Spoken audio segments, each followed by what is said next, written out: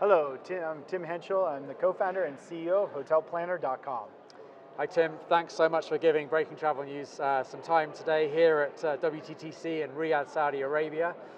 Just give us a quick overview on kind of HotelPlanner. HotelPlanner was started 19 years ago. We're the premier group hotel booking website and platform. We power all of the online travel agencies for 9+ hotel room bookings worldwide.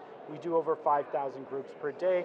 We've recently pivoted to allow individuals to book our special group rates through members only closed user group rates. So usually 30–40% off the prevailing rate to book on HotelPlanner. What brings you to the summit and what are you looking to get out of it? So, Saudi has been booming in tourism, and this event is a premier event that travels around the world, and I was excited to see what's going on here in Saudi. I've heard about the new recent initiatives as they built up the Red Sea project, and billions of dollars have gone into that, and creating 5- and 6-star luxury resorts all along the Red Sea. And Saudi's announced that they're pledging $1.3 trillion into developing tourism in Saudi Arabia over the next 8 years. And we can see it already taking hold. This event is huge, it's packed, thousands of people, and over 250 CEOs are attending this event right now. You obviously have a wealth of data from the platform itself. Can you share some of the kind of key insights that you're kind of garnering right now? Well, we're happy as an industry that we're recovering quickly. We're up 30% globally year over year, 2022 to 2021, and we're forecasting we'll be up 19% in 2023 over 2022. And a big part of leading that, because obviously as China's still under lockdown on the zero COVID policy, Asia has been lagging behind that, but the Middle East has been the most aggressive growth. North America has been at 28–30%.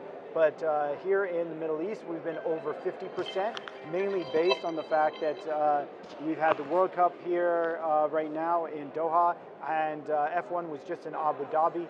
The Middle East has really been aggressive at bringing mega events to the region, and that has obviously spiked tourism. And tell me about some of the kind of the consumer sort of insights as well around sort of whether it's booking windows, rates. How are things kind of moving around that? So rates have been climbing to historic highs.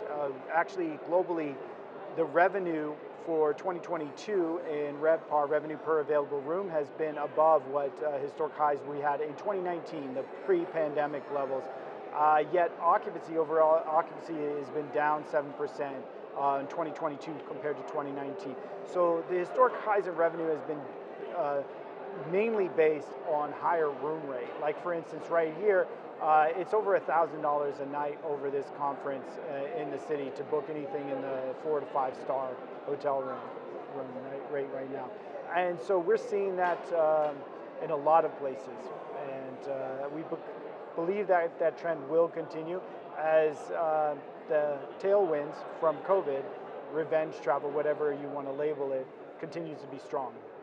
And that sort of other kind of markets perspective as well, where else are you seeing kind of change, growth around the world? This is a global summit after all. So, we've seen Europe coming back quite a bit, but North America is still the strongest.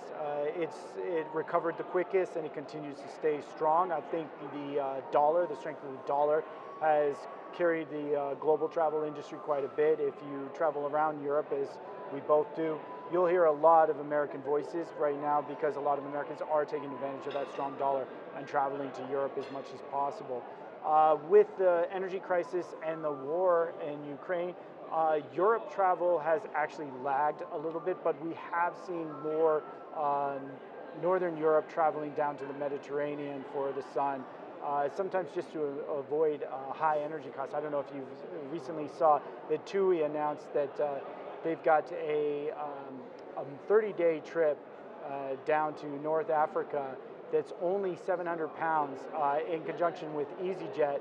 And the whole idea is you save money off of your heating costs by getting down to North Africa for a month. So along those lines, we're here in the Middle East, and I can tell everybody that here in the middle of the winter, it's as warm as can be, a balming 26 degrees, so feeling good. And on that note, we'll end this interview. Thanks so much, Tim. Yeah, thank you.